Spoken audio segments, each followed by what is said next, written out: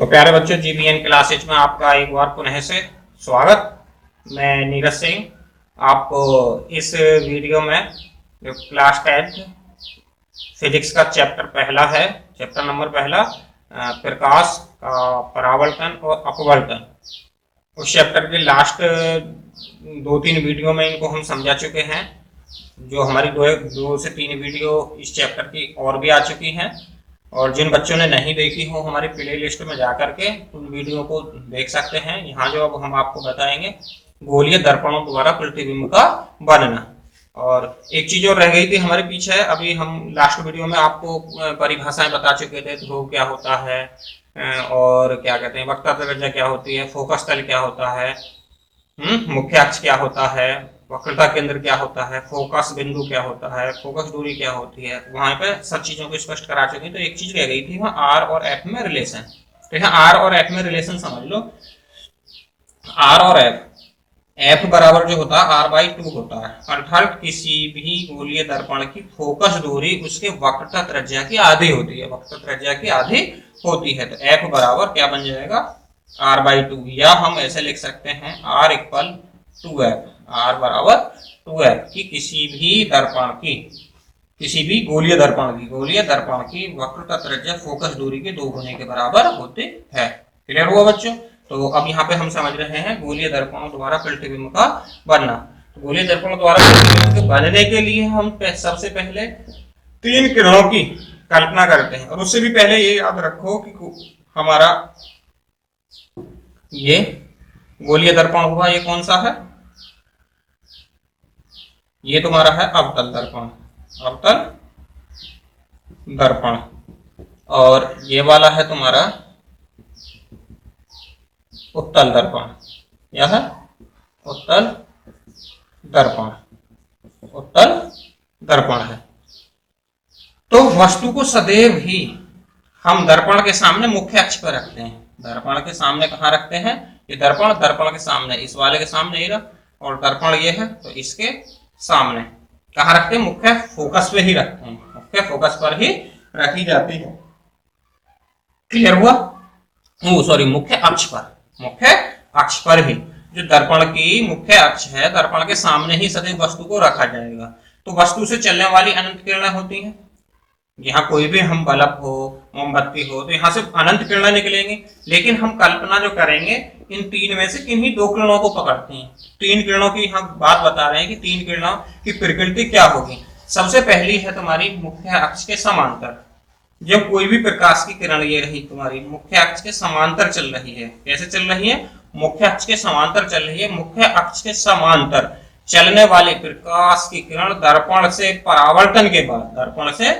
परावर्तन के बाद क्या हो जाती है? दर्पण के मुख्य फोकस से होके निकलेगी।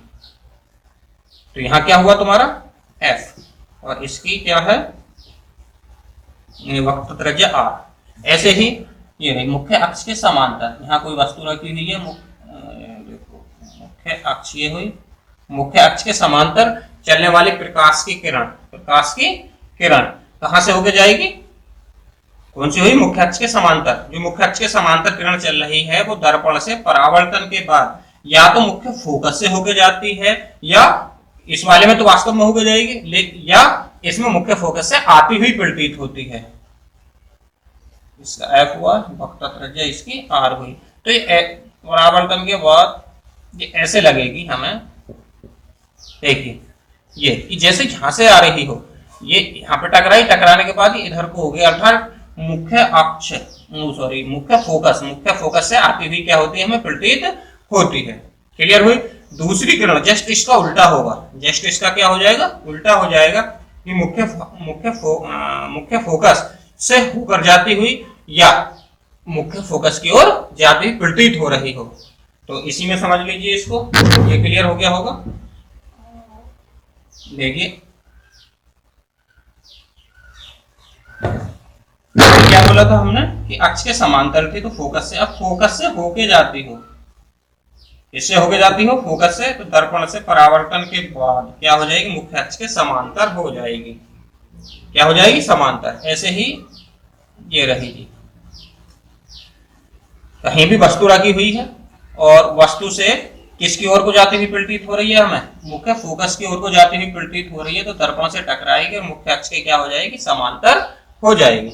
मुख्य अक्ष की क्या हो जाएगी, समांतर हो जाएगी। दोनों की बात क्लियर हुई। तीसरी, वक्रता केंद्र से होकर जाती है या वक्रता केंद्र की ओर को जाती हुई प्रतीत होती है। वक्रता केंद्र से होके जा रही है या वक्रता केंद्र की ओर जाती हुई प्रतीत होती है, वह बिना मार्ग विचलित हुए, बिना भटके हुए जिस मार्ग से गई थी उसी मार्ग से वापस आ जाएगी। देख लीजिए, इसकी वक्रता केंद्र F, वक्रता केंद्र R। वक्रता केंद्र से क्या होके जा रही है, किरण होके जा रही है, तो टकराई और बिना मार्ग विचलित हुए वापस लौट आई। जैसे गई थी ऐसी लौट आएगी। या ये अवतल है और ये उत्तल है। मुख्य अक्ष ये होगा, तो यहाँ इसका F हुआ और दुगने का ये तुम्हारा R हुआ, तो क्या है,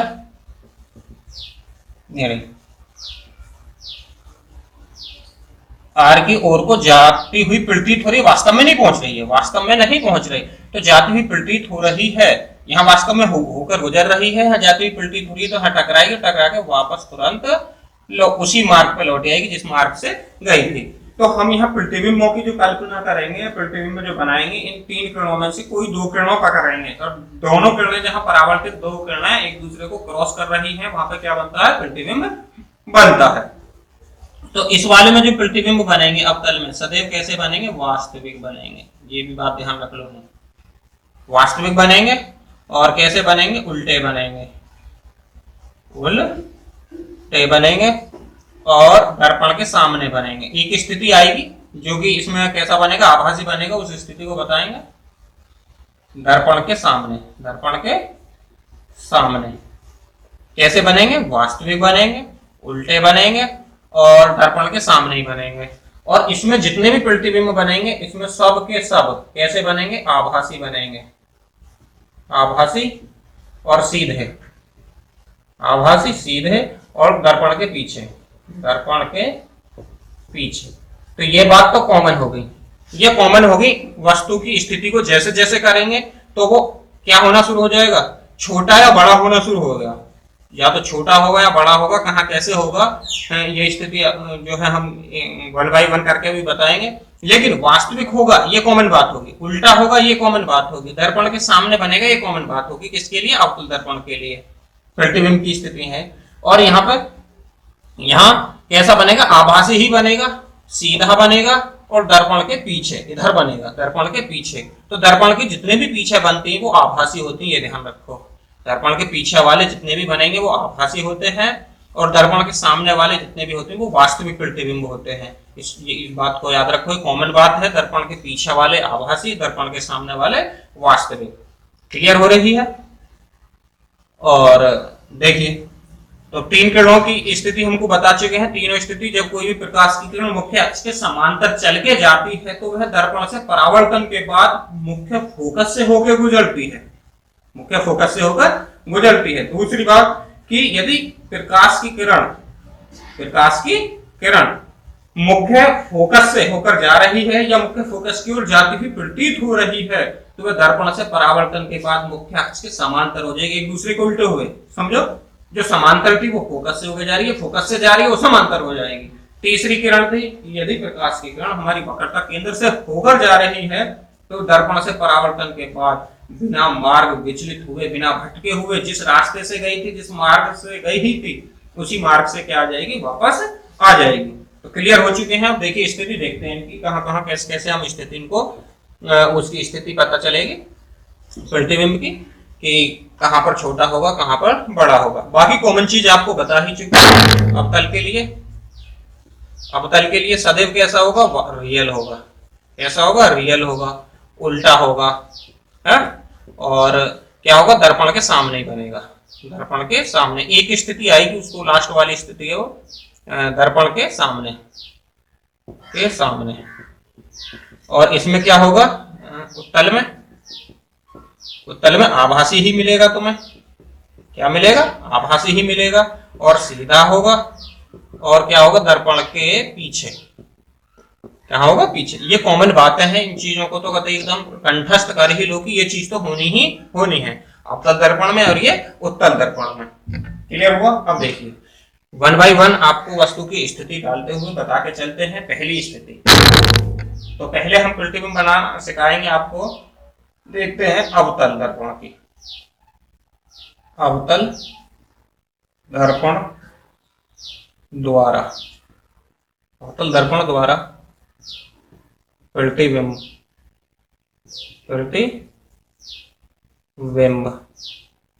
का बनना। अवतल दर्पण द्वारा प्रतिबिंब का बनना। ठीक। नंबर फर्स्ट, जब वस्तु अनंत पर स्थित हो। अनंत पर स्थित हो। वस्तु कहाँ रखी हुई है? अवतल दर्पण के सामने अनंत पर रखी हुई है।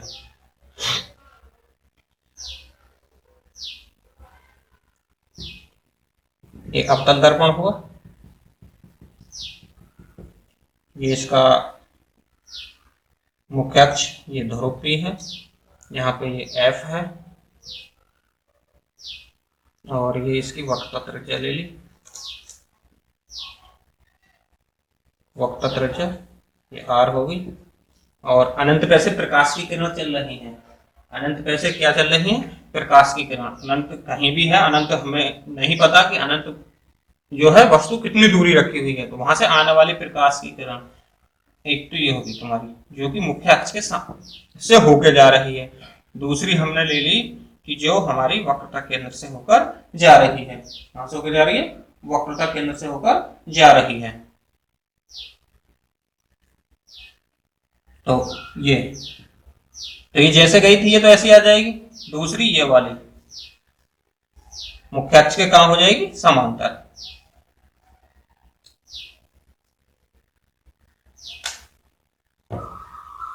तो ये तो जैसे आई थी ऐसे ही टकरा के वापस हो जाएगी। क्यों? क्योंकि पीछे बता चुके हैं वक्रता केंद्र से जाने वाली प्रकाश की किरण दर्पण से परावर्तन के बाद वापस उसी मार्ग पे लौट जाएगी। दूसरी बताई थी कि दर्पण के मुख्य फोकस से होकर जाने वाली प्रकाश की किरण दर्पण से परावर्तन के बाद मुख्य अक्ष के समांतर।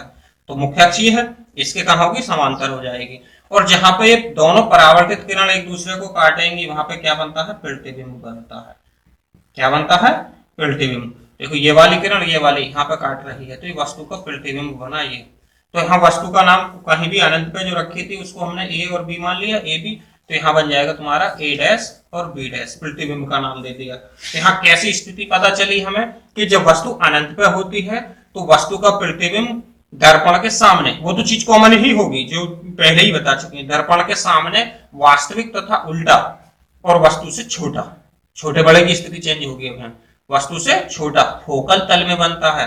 यहाँ पे ऐसे कोई तल खींच दें हम अभिलंबवत, मुख्य अक्ष के अभिलंबवत, जो कि कहां से होकर जाता है? फोकस बिंदु से होकर जाता है। तो फोकल तल कहलाता है। तो फोकल तल पे ही बनेगी ये बनना। फोकल तल पे क्या बन रहा है? प्रतिबिंब बन रहा है। क्लियर हुई पहली स्थिति? जब वस्तु अनंत पर स्थित है तब जो है अवतल दर्पण द्वारा बना प्रतिबिंब कैसा होता है? वास्तविक होता है, वस्तु से छोटा होता है, दर्पण के सामने बनता है और कहां पे बनता है? फोकस तल पे बनता है। क्लियर हुई? दूसरा ही, जब वस्तु, दूसरी स्थिति है जब वस्तु कहां रखी हुई है? जब वस्तु वक्रता केंद्र तथा अनंतता के बीच रखी हो। जब वस्तु वक्रता केंद्र तथा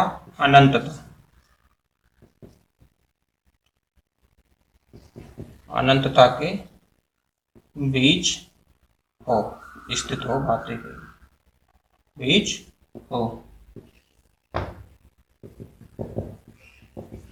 समझ लीजिए ये है ध्रुव हो गया P, ठीक है, फोकस हो गया F और वक्रता केंद्र हो गया R अच्छा जी, उसके बाद वक्रता केंद्र ये है और इसके आगे को अनंत ही है, इसके आगे को क्या है, अनंत ही है। तो वक्रता केंद्र से अनंत की तरफ को कोई भी वस्तु यहाँ रखी हुई है, कोई वस्तु, वस्तु का नाम दे दिया हमने ए और बी। यहाँ से प्रकाश की किरण चल रही है, तो दो किरणों की कल्पना करते हैं। एक तो मुख्य अक्ष के समांतर चली, कहाँ चली, एक मुख्य अक्ष के समांतर, और दूसरी चली वक्रता केंद्र से। तो सीधी सी बात है, जो वक्रता केंद्र से होकर जाती है वो वापस उसी मार्ग पे लौट आती है। जो मुख्य अक्ष के समांतर जाती है वो दर्पण से परावर्तन के बाद कहाँ हुई, मुख्य फोकस से होकर गुजरती है, मुख्य फोकस से। तो दोनों देखिए हैं, कटान बिंदु यहां ले लिए। तो कहां बनेगा प्रतिबिंब, वक्रता केंद्र तथा फोकस के बीच में बनता है। प्रतिबिंब कहां बनता है, वक्रता केंद्र तथा फोकस के बीच में बनता है। क्लियर होगी ना। बाकी उल्टा वास्तविक दर्पण के सामने ये तो चीज रहेगी ही रहेगी। स्पष्ट हो रही है या नहीं, क्लियर हो रहा है। अगला देखिए, हाँ, इसका नाम हम देने ए डैश और बी डैश देते रहेंगे प्रतिबिंब का। तीसरी स्थिति, जब वस्तु कहां पर रखी हुई है, अब वस्तु को वक्रता केंद्र पर रख दिया जाए। जब वस्तु वक्रता केंद्र पर हो, आपके वस्तु कहां है, जब वस्तु वक्रता केंद्र पर हो, वक्रता केंद्र पर है, तो वक्रता केंद्र का मतलब है, चलो इसको इतना खत्म कर लेते हैं। और ये हुई तुम्हारी एफ और ये हुई तुम्हारी, चलो यहाँ ले लो, वक्रता केंद्र आर पे ही वस्तु है, वस्तु का नाम ए और बी है।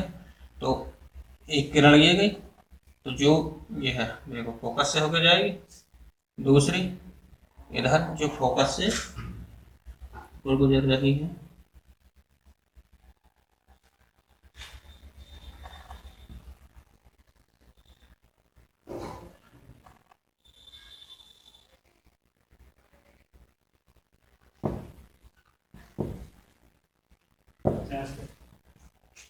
देखिए क्या हुआ कि जब वस्तु जो है कहां से होकर गुजर रही है, वस्तु वक्रता केंद्र पर रखी हुई है, वक्रता केंद्र आर ये हुआ, वस्तु का नाम ए बी है। तो इससे चलने वाली एक प्रकाश किरण जो कि मुख्य अक्ष के समांतर है, मुख्य अक्ष के समांतर जो है वो दर्पण से परावर्तित होने के बाद कहां हो जाएगी, मुख्य फोकस से होकर जाएगी। देखिए मुख्य फोकस से होकर जाती है, जबकि एक मुख्य फोकस से होकर जा रही है तो दर्पण से परावर्तन के बाद मुख्य अक्ष के समांतर हो जाएगी, मुख्य अक्ष के क्या हो जाएगी, समांतर हो जाएगी। और मुख्य अक्ष के समांतर होने के बाद जहां दोनों एक दूसरे को काटेंगे, यहाँ पे ये काट रही है, तो जस्ट किसके, वस्तु के नीचे प्रतिबिंब बनाएगी। कहां बनाएगी, वस्तु के नीचे, या वक्रता केंद्र पर ही प्रतिबिंब बनता है और वस्तु के आकार के बराबर बनता है। जितनी आकार वस्तु का है उतना ही किसका होगा, प्रतिबिंब का होगा। बाकी वो चीज तो कॉमन है ही कि वास्तविक बनेगा, दर्पण के सामने बनेगा, उल्टा बनेगा। क्लियर हो गई। अगला, जब वस्तु वक्रता केंद्र, आपके वस्तु को हम कहां रख रहे हैं, वक्रता केंद्र और फोकस के बीच में। अब यहां से तुम्हें एक सूचना और मिल रही होगी, ध्यान दोगे। जब वस्तु हमने अनंत पर रखी थी तो प्रतिबिंब यहां बन रहा था, इस पर एफ पर। फिर दूसरी स्थिति में यहां लेकर आए तो प्रतिबिंब तुम्हारा किसके बीच, आर और एफ के बीच बना। और अब प्रतिबिंब उसको, वस्तु को हम वक्रता केंद्र पर लेकर आए हैं, तो वक्रता केंद्र पर लाने के बाद जस्ट प्रतिबिंब वस्तु के आकार के बराबर बन गया।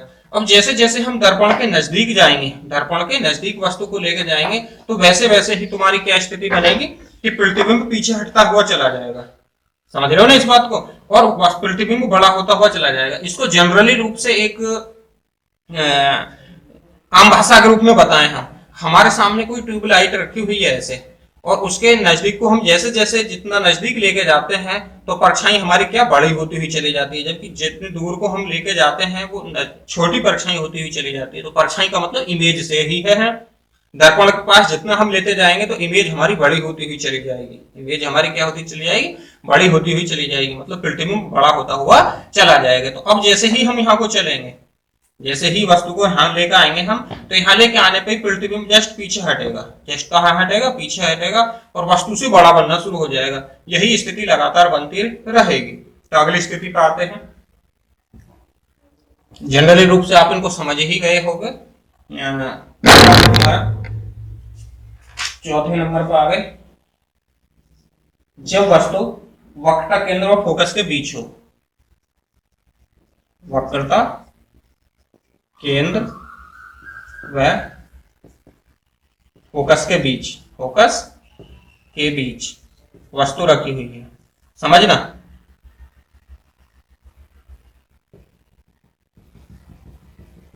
देखो हमारा फोकस एफ है, वक्रता केंद्र हमारा आर है, इन दोनों के बीच में वस्तु रखी हुई है।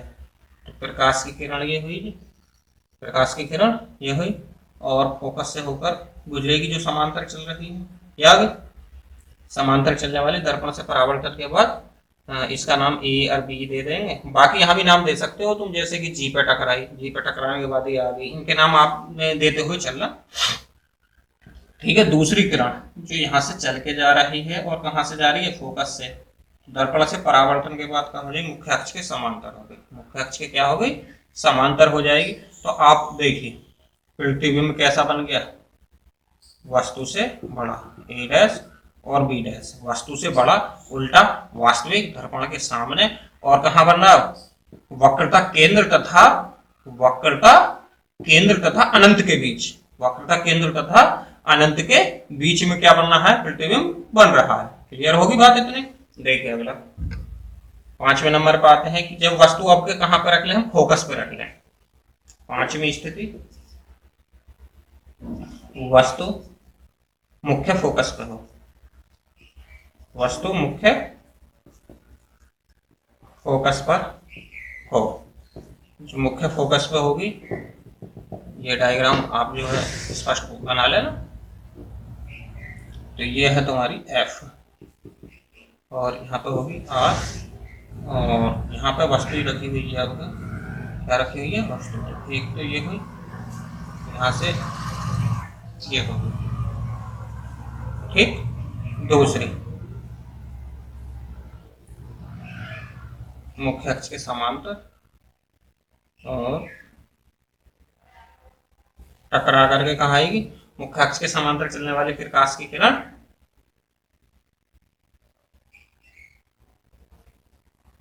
मुख्य अक्ष के समांतर चलने वाली प्रकाश की किरण क्या हो जाएगी,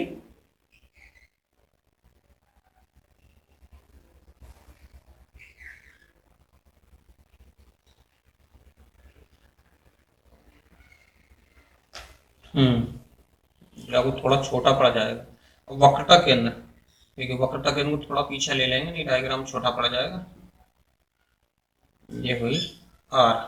दूसरी किरण जो ऐसे चल रही है, या तो वक्रता केंद्र से होके जा रही है या उसकी ओर से आती हुई प्रतीत हो रही है, ऐसे लग रही है जैसे यहाँ से निकल के जा रही है, तो वापस इसी मार्ग पे लौट आएगी। इसी मार्ग पे लौटने के बाद ये देखो कहाँ बनेगी, अनंत पे। क्या होगा, अनंत पे। इसका कटान नहीं मिल रहा हमें, इसका कटान नहीं मिल रहा, कहाँ बनेगी, अनंत पे जाके मिलेंगे, अनंत पे जाकर के मिलेंगे। देखो प्रकाश की किरण ये रही, परावर्तन के बाद वापस इसी मार्ग पे, जिस मार्ग से आई थी उसी मार्ग पे वापस लौट जाएगी। तो हम क्या बोलेंगे, प्रतिबिंब जो बनेगा वक्रता केंद्र और अनंत के बीच में ना कह के सीधा सीधे एक है तो अनंत पे बनेगा। कहाँ बनेगा, अनंत पे, क्योंकि ये आगे जाके, बहुत आगे जाके मिलेंगे, बहुत आगे जाकर के मिलेंगी। तो कैसा बनना, प्रतिबिंब बहुत बड़ा बनेगा। कैसा बनेगा, वस्तु से बहुत बड़ा, उल्टा और उसके दर्पण के सामने, और वास्तविक, वास्तविक तो होना ही होना। अब आइए लास्ट स्थिति है जो इसकी, लास्ट स्थिति जिसमें कि बनेगा इसका आभासी। क्या बनेगा, आभासी। वह जो स्थिति है आपकी, वह स्थिति होगी, देखिए लास्ट स्थिति नंबर 6 देखिए, जब वस्तु फोकस व ध्रुव के बीच में, ध्रुव के बीच स्थित हो।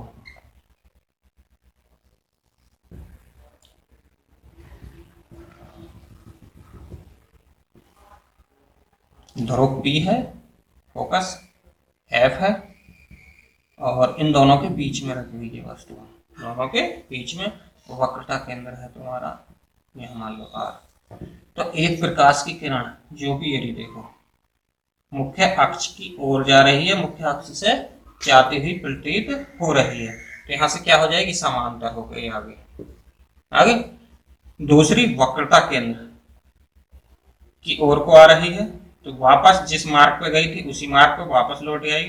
अब यहाँ पे आप देख रहे हो थोड़ा मैथमेटिक्स की उस पे आते हैं हम, मैथमेटिक्स वाले लॉजिकों पे। तो जो समांतर रेखाएं जो फैलाव लेती हैं, जो ऐसे फैलाव लेती हैं, तो वो कोई पूरे ब्रह्मांड में मिल ही नहीं सकती, पूरे ब्रह्मांड में मिल ही नहीं सकते। तो इसका मतलब है ये वास्तव में तो कहीं मिलेंगे नहीं, लेकिन इसको यदि पीछे हटा के देखें, इनको हम पीछे हटा के देखते हैं, ये सीधी ले लेंगे, तो ऐसे मिलेंगी जैसे हमें यहां मिल रही हो। तो ये प्रतिबिंब हमारा यहाँ पर कैसा बनेगा, ये आभासी बनना, आभासी, सीधा और बड़ा, मतलब वस्तु से बड़ा। कैसा बनना, आभासी, सीधा, बड़ा और दर्पण के पीछे, दर्पण के पीछे। क्लियर हुआ, स्पष्ट होगी बात है। मतलब जब वस्तु फोकस व ध्रुव के बीच में हो, फोकस व फोकस व ध्रुव के बीच में ए और बी नाम है, तो ए डैश और बी डैश। क्लियर होगी, क्योंकि यहाँ देखो, यहाँ दो किरणों की कल्पना करिए। एक तो जो मुख्य फोकस से आ रही है, क्या है, उपयोग देख लीजिए, उपयोग, अवतल दर्पण का जो उपयोग है हम कहाँ कहाँ करते हैं। तो सबसे पहले नंबर 1, जो सेविंग की दुकानें होती हैं, नाई जो होते हैं कि जो दुकान मतलब हजाम, तो वहाँ सेविंग करने के लिए, सेविंग बनाने के लिए जो शीशे लगे हुए होते हैं, एक तो उनमें उपयोग किया जाता है, ताकि जो छोटे छोटे बाल हैं वो बड़े होकर के दिखने शुरू हो जाएं, मतलब छोटे का बड़ा प्रतिबिंब बन जाए। तो एक तो वहाँ हो गया इसका उपयोग, मतलब कि सेविंग बनाने में, सेविंग के लिए जो हम दर्पण का यूज करते हैं, सेविंग दर्पण। दूसरा हो गया इसका चिकित्सा क्षेत्र में, इसमें हो गया चिकित्सा के क्षेत्र में, चिकित्सा क्षेत्र, चिकित्सा क्षेत्र में कहाँ कहाँ होगा, चिकित्सा क्षेत्र में नाक हुई, गले हुए, नाक, गले, कान और आंख आदि की, मतलब कि जो बहुत छोटे छोटे अंग होते हैं हमारे शरीर के, उनकी जांच करने के लिए हम जो है कौन से लेंस का प्रयोग, कौन से दर्पण का प्रयोग करते हैं, अवतल दर्पण का प्रयोग करते हैं। और तीसरा होगा तुम्हारा जो हमारी टेबल लैंप होती है, कौन सी होती है, टेबल लैंप, टेबल लैंप। तो टेबल लैंपों में जो एलईडी लगी हुई होती है, टेबल लैंपों में भी किसका प्रयोग करते हैं हम, अवतल दर्पण का प्रयोग करते हैं। चौथे, ये तुम्हारे स्टीमर हुए, रेल के इंजन हुए, मोटर कार हुई, सर्च लाइट हुई, सर्च लाइट के जो लैंप हैं, इन सब में किसका उपयोग किया जाता है, यहाँ भी हमारा इसी का अवतल दर्पण का ही प्रयोग किया जाता है। तो ये रहे इसके अवतल दर्पण के उपयोग सेविंग वाले दर्पण में, चिकित्सा क्षेत्र में, नाक, कान आदि गले की जांच के लिए, और टेबल लैंपों में, और स्टीमर हुए, रेल इंजन हुई, मोटर कार हुई, इनकी जो हेडलाइट होते हैं उनमें भी किसका प्रयोग किया जाता है, तुम्हारा अवतल दर्पण का ही प्रयोग किया जाता है। तो स्पष्ट हो चुका होगा बच्चों। अब देखते हैं तल दर्पण द्वारा, तल दर्पण द्वारा प्रतिबिंब का बनना, प्रतिबिंब का बनना, उत्तल दर्पण द्वारा प्रतिबिंब का बनना। तो उत्तल दर्पण में देखो, कॉमन बात आपको पहले ही बता चुके थे, अवतल दर्पण में जो बन रहे थे हमारे सबके सब प्रतिबिंब वस्तु की स्थिति पर डिपेंड कर रहे थे, छोटा बड़े का, बल्कि वास्तविक और उल्टा और दर्पण के सामने कॉमन बात थी। ऐसे यहाँ भी, यहाँ वस्तु की स्थिति पर डिपेंड नहीं करेगा, वस्तु की स्थिति पर डिपेंड नहीं करेगा। यहाँ सीधी सीधी बात कॉमन ही हो गई कि प्रतिबिंब जो बनेगा छोटा बनेगा, एक तो वस्तु से छोटा और सीधा बनेगा, ठीक है, छोटा बनेगा, सीधा बनेगा और आभासी बनेगा, आभासी बनेगा। और कहाँ बनेगा, पीछे बनेगा, दर्पण के पीछे, दर्पण के पीछे आभासी, सीधा और छोटा। देखिए जैसे कि तुम्हारा ये हुआ तल दर्पण है, तल दर्पण, तल दर्पण तो ये मुख्य अक्ष है, मुख्य अक्ष पर कोई भी वस्तु कहीं भी रखी हुई है, इस बात का कोई लेना देना नहीं है।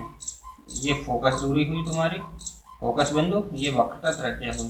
तो किन्हीं दो किरणों की कल्पना करते हैं, ये हुई जो कि मुख्य अक्ष की समांतर जा रही है, तो ऐसे टकरा के या तो मुख्य अक्ष से होके जाती है या वहां से आती हुई प्रतीत होती है, तो ऐसे प्रतीत होगी कि जैसे यहाँ से निकल के जा रही हो।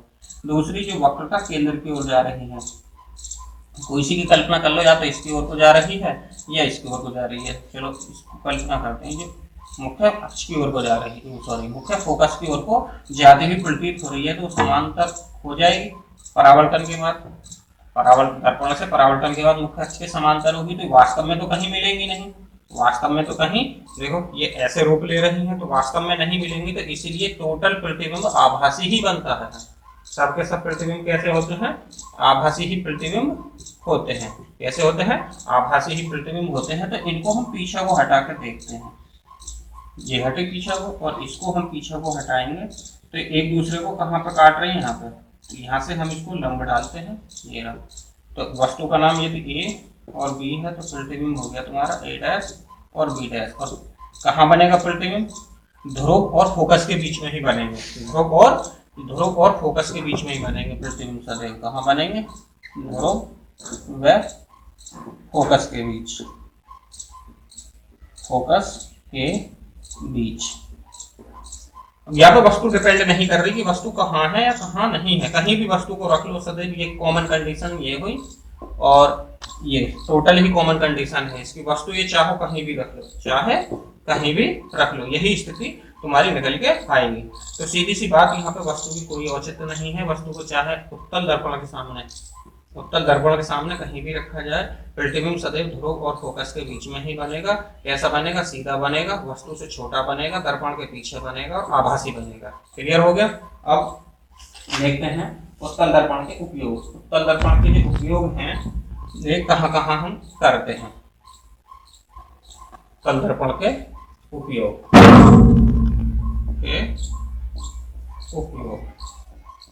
देखिए, उत्तल दर्पण के उपयोग आपने देखा होगा गली मोहल्ले बाजार में जो ये खम्भों इत्यादि पे जो लाइट लगी हुई होती है, जो लैंप की लाइट लगी होती है, उनमें जो एलईडी लगी हुई होती है वो किसकी होती है? उत्तल दर्पण की होती है।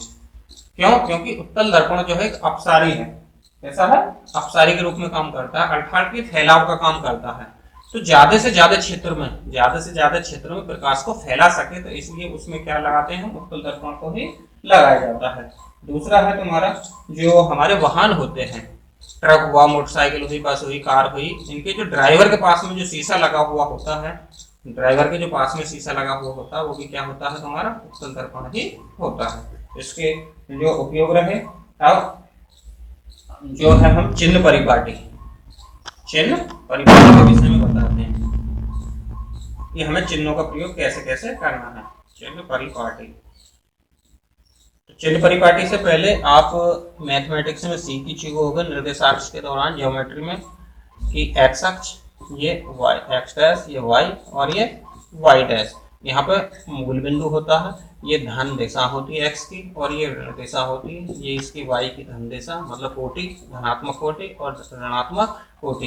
तो सेम यही कंडीशन तुम्हारी, देखिए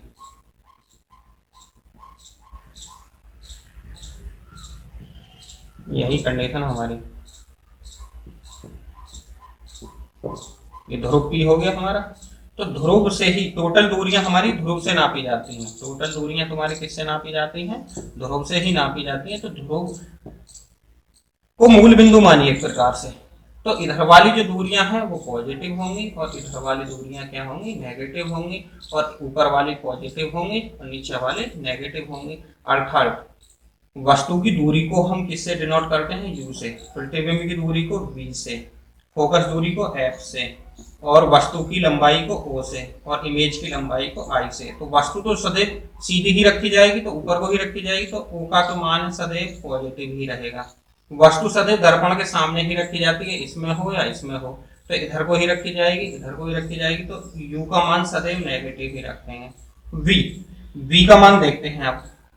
वी, यदि प्रतिबिंब आभासी बन रहा है, तो इधर को बनेगा, इस दिशा पे आ गया ना मेरा, क्योंकि दर्पण के पीछे पहुंच गए। दर्पण के पीछे का मतलब है धनात्मक दिशा में पहुंच गए। तब उस स्थिति में वी का मान क्या लेंगे? आभासी के लिए है आभासी होने पर धनात्मक। लेकिन यही तुम्हारा रियल होता, ऐसा होता रियल, वास्तविक होता तो माइनस वी यूज करते। ठीक है। अब यहाँ से देखिए इसकी जो फोकस बिंदु होता है इधर होता, तो ये एफ हो गई, तो एफ ये, तो ये कौन सा दर्पण है तुम्हारा, उत्तल दर्पण, सॉरी अवतल दर्पण। अवतल दर्पण के लिए सदैव नेगेटिव एफ होता है, और यदि दर्पण तुम्हारा ये है तो एफ इधर को होगा, ये होगी एफ बिंदु, तो ये वाली दूरी एफ हुई। तो कौन सा है, उत्तल दर्पण के लिए, उत्तल दर्पण के लिए सदैव फोकस दूरी क्या होती है, धनात्मक होती है। यदि इमेज हमारी उल्टी बन रही है तो ओ का मान कैसा होगा, नेगेटिव। यदि इमेज हमारी सीधी बन रही है तो ओ का मान कैसा होगा, धनात्मक होगा।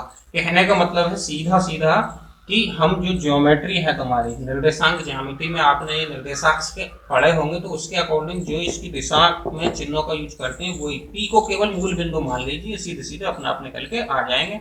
मैं संकेत याद रखने हैं कि वस्तु की दूरी के लिए, देखो दोबारा से समझा देते हैं,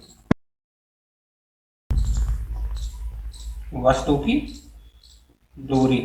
दूरी को हम यू से, और प्रतिबिंब की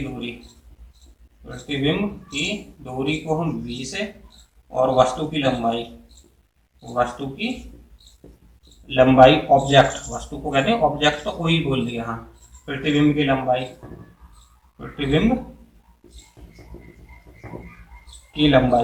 लंबाई को हम आई से, और फोकस दूरी को हम एफ से, यहाँ से यूज करते हैं। तो यहीं से हमारा निकल के आता है दर्पण सूत्र जो होता है 1/f बराबर 1/v प्लस 1/u होता है।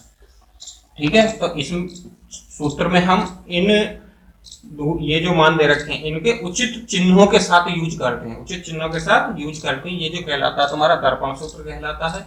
इसका अब सिलेबस में निगमन नहीं है। यदि किसी भी बच्चे को इसका निगमन जो है चाहिए तो वो कमेंट बॉक्स में छोड़ सकता है, फिर इसके निगमन के लिए हम अलग वीडियो तैयार करके जो है आपके सामने जो है प्रस्तुत कर देंगे। इसका निगमन सिलेबस में है नहीं, इसलिए सिलेबस के अकॉर्डिंग ही हम यहाँ लेके चल रहे हैं। तो सिलेबस में नहीं है तो इसलिए इसका निगमन नहीं कराया गया। बाकी यदि आप चाहोगे कमेंट बॉक्स में छोड़ दो आप, तो इसका निगमन भी हम दे देंगे। क्लियर हुई बच्चों। अब यहाँ इसके बाद हम बात करते हैं आवर्धन क्षमता की। किसकी बात करते हैं, दर्पण के आवर्धन क्षमता। तो इसको केवल आवर्धन ही बोलना, क्या होगी आवर्धन। आवर्धन को एम से डिनोट करते हैं। आवर्धन जो होती है वो होती है प्रतिबिंब की लंबाई,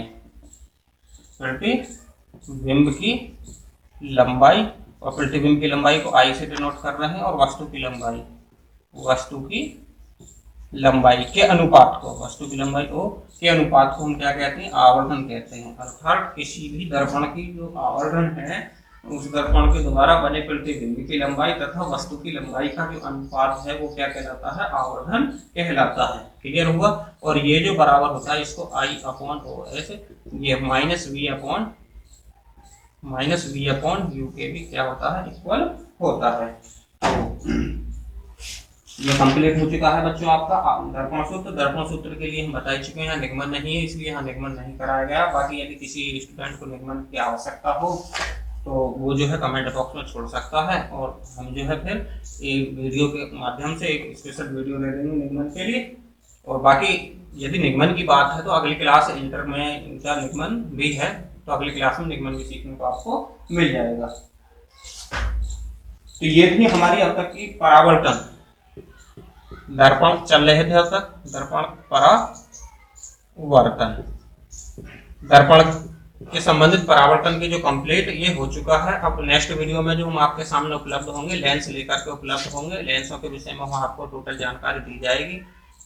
तो मुझे उम्मीद है, आशा करता हूँ कि सभी स्टूडेंट जो है जो हमारे द्वारा चलाई जा रही ये ऑनलाइन क्लासेज हैं GVN क्लासेज के सौजन्य से सब संतुष्ट हो रहे होंगे। तो सभी के लिए एक बार पुनः से थैंक्स, धन्यवाद।